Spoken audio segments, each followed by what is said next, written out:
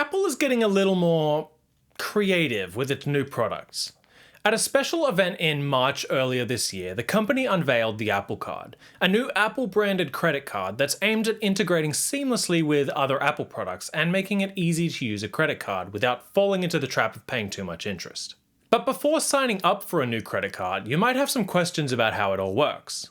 I've been using the card for around 2 weeks now, and there were a few surprises along the way. Here's everything you need to know about the new Apple Card. Please subscribe to this channel for more videos if you like this one. It really helps the channel and we'd appreciate the support. Signing up for the Apple Card is extremely easy, which is pretty much what you would expect. I was unable to film the sign-up process, but you essentially just enter your information, including the last 4 digits of your social security number, and you'll be notified in seconds of your credit limit and interest rate. It's important to note that there is a credit check on TransUnion, so if you've frozen your credit, as I have, you'll need to unfreeze it for the application process. Once you've been notified of your credit limit and interest rate, you can either hit accept or decline to get the card.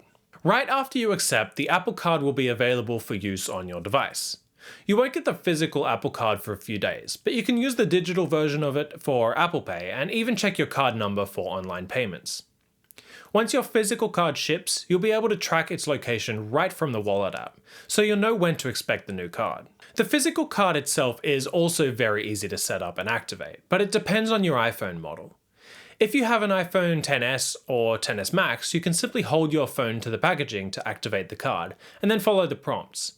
If you have an older phone, like I do, you'll need to open up the Wallet app to activate the card. The actual card itself is pretty beautiful, and better looking than any other credit card I've seen. On the front, you'll find your name, the Apple logo, and your chip, while on the back is the Goldman Sachs logo and the magnetic stripe. It's about the same thickness as a normal credit card, but it's quite a bit heavier. After all, the card is literally made from titanium. Because of that, it's pretty strong too. I didn't try to break or bend the card, but even if I did, it didn't feel like it would be easy to do. It's important to note that Apple has published a support page telling users that they probably shouldn't keep their Apple Card in a leather wallet, at least if they want to keep it nice and white. According to Apple, storing the card in a leather wallet could result in permanent discoloration. Apple also warns against putting the card in contact with denim or loose metal. All that to say, while the card is made of titanium, it's probably not as resilient as you might have liked. The benefits of the card as a credit card are fine, though not spectacular.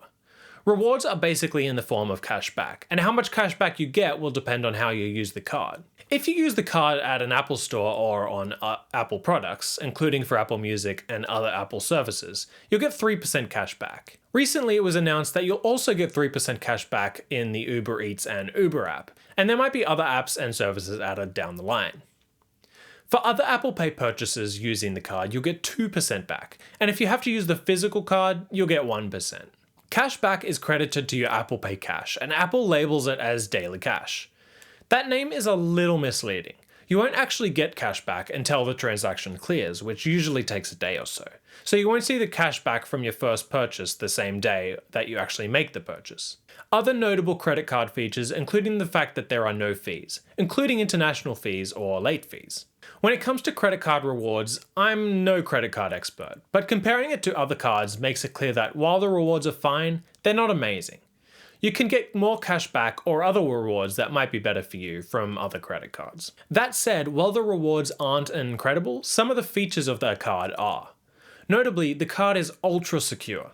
There's no card number or security code on the card itself, so no one can steal your information just by looking at it. And if your card is stolen, you can easily deactivate it from your iPhone. If your iPhone is stolen, whoever steals it doesn't have your fingerprint or face, so they can't actually use the card. One of the coolest features of the card is the Wallet app. From the app you can see past transactions, how much you spent, and where you bought them, and there's even a location on a map. You'll also see how much daily cash you've gotten for each transaction, and get information on your weekly or monthly activity, split up by category. That's pretty helpful, as it means you can get a better look at your finances and how much you're spending. It's not as comprehensive as the Mint app, for example, but it's still a nice touch, and will likely get even better over time.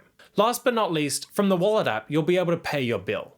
Apple actively encourages users to pay more earlier, to avoid racking up interest. The app will tell you how much interest you'll be charged, depending on how much you owe and how much you spend. And it's easy to schedule payments to be made monthly when your bill is due, or on specific days during the month. Apple notes on its website that you can set up weekly or bi-weekly payments instead of monthly payments. And while that is true if you're scheduling payments of a specific amount, we weren't able to find a way to schedule weekly payments for your entire balance. Still, it's easy to make additional payments if you choose, which is handy. There's one major downside to using the Apple Card, and that has to do with how locked in it is to Apple's ecosystem.